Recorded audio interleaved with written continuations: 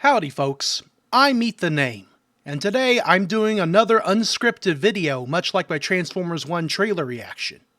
This time I'll be giving my thoughts on Furiosa, a Mad Max Saga, a film that was distributed by Warner Brothers and directed by George Miller, and was released in May of 2024. Apologies if I sound a bit different, I've been having a few sinus problems lately, but hopefully it shouldn't mess this video up too much. Anyways, I was delighted to see Furiosa, a Mad Max Saga a few days ago in IMAX, which I think is probably the best way to see the film. The film was 148 minutes long, but because of the size of the screen, it almost felt even longer, if that makes any sense. More epic and grand in scale. For some reason, I keep wanting to call it Furiosa, a Mad Max Odyssey, and that's because it felt like this big, large scale sort of story. Unlike Fury Road, it isn't one huge action set piece. Instead, it's broken into chapters that detail parts of Furiosa's life growing up in the harshness of the Australian wastelands. Because guess what? This film is a prequel to Fury Road, so you'll actually be seeing a lot of returning characters who may have bit the dust in the aforementioned Fury Road film. And overall, as far as prequels go, I think it was pretty good. Although you could probably watch this without having seen Fury Road as well. It's a relatively self-contained narrative that doesn't really require you to have seen Fury Road, and instead you can just enjoy it for its own merits. So yeah, story overall about the life and times of Furiosa growing up. Something that I would have liked to see more with the story is more of an interaction between Furiosa and Immortan Joe.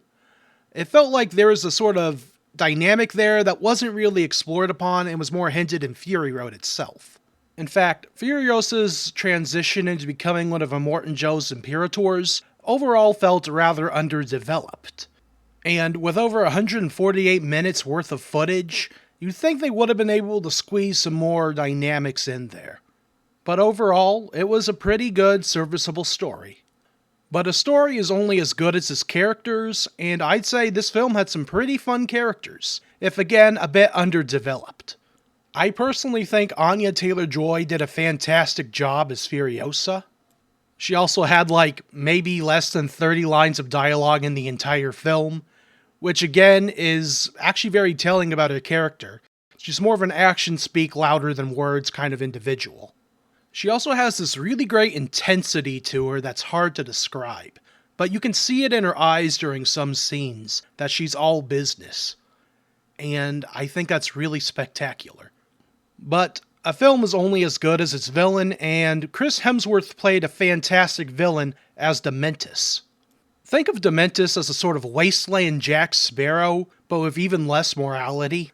This role is completely different than what he usually plays, which is Thor. Dementus has so much personality to him. He can be both hilarious and terrifying at the same time. And I think Chris Hemsworth just did a really good job at representing the entirety of Australia. One other character that's worth noting is Praetorian Jack, who is played by Tom Burke. I can see why Kojima loved the guy. He definitely does have this sort of Solid Snake style personality. He's very stoic, but he also has a good heart underneath everything. I think Tom Burke's portrayal of the character was decent, although when compared with all the other outlandish personalities, he felt a bit like white bread while everyone else was like sourdough or rye. Oh, and special shout out to the new actor for Immortan Joe. Hopefully I don't butcher this name, it's Latchy Holm, or Holm. I probably mispronounced that. It must not have been easy to replace the original actor, but overall, I think he did a good job as well. Although his voice did lack the intensity that Immortan Joe did have in Fury Road. But still, what do you do? Moving on, the real stars of the show were, of course, the vehicles. Just like in Fury Road, there are some amazing car designs in this that really stand out. Especially there's this new war rig in the film that's embossed with this imagery of Immortan Joe on it, and has these spinning little flails on the back of it. And for you motorcycle lovers, Dementus has an entire gang of riders, so you're going to see some really neat looking motorcycle designs, that were really missing from Fury Road. But for as great as the vehicles were, the effects were also pretty decent. There's a decent amount of explosions in this film, again not nearly as much as Fury Road, and some of the action scenes do tend to go on for a bit too long without the sort of kineticism that Fury Road had. And obviously there were some things in the film that could not have been done in real life, so CGI was used. Now, I will say that this film was $168 million to make, so by all means it was not cheap. But at some points, the CGI really seemed to stand out a bit, much more noticeable than it was in Fury Road. Now, this isn't necessarily a bad thing. It didn't detract at all from my enjoyment of the film. It is something that you will notice, and if you're not a fan of CGI in these sorts of films, you're probably not going to be a fan of it. I will also say that the film was pretty gorgeous to look at. Just like Fury Road, it has a lot of vibrant oranges, sometimes flashes of red from explosions, and a beautiful blue sky. Just because it's the end of the world, that doesn't mean it has to look drab. Speaking of things that weren't drab, the score was again fantastic. The soundtrack was done by Tom Holkenborg, aka Junkie XL. And let me tell you, this guy continues to get work in Hollywood, as he had also composed the soundtrack for Godzilla x Kong: The New Empire and Rebel Moon Part 2: The Scargiver. Unlike in those films where he sometimes feels like he's sort of phoning it in, here Tom Holkenborg feels like he's giving it his all, with these dynamic rock-inspired soundtracks that also have these really nice orchestral arrangements that are contained within them. So overall, would I recommend this film? My answer would be yes. Furiosa, a Mad Max saga, has a lot of work put into it.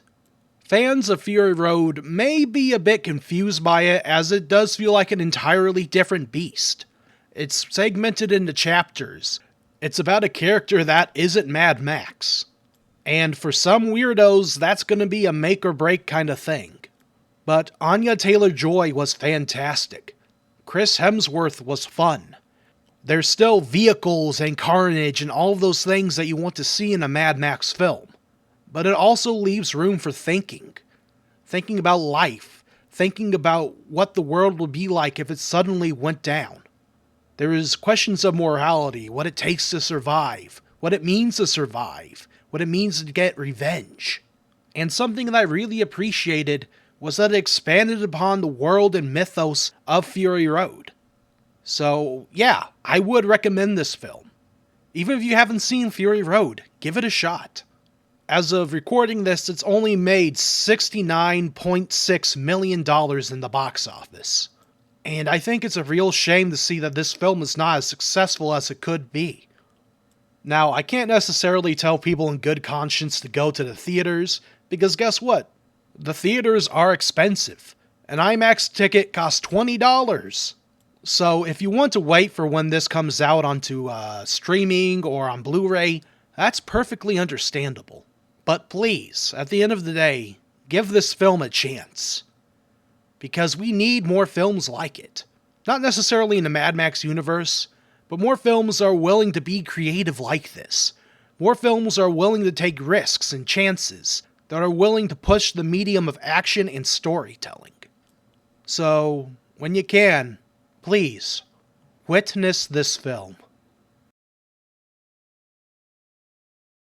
Howdy folks, thank you all so much for watching this video.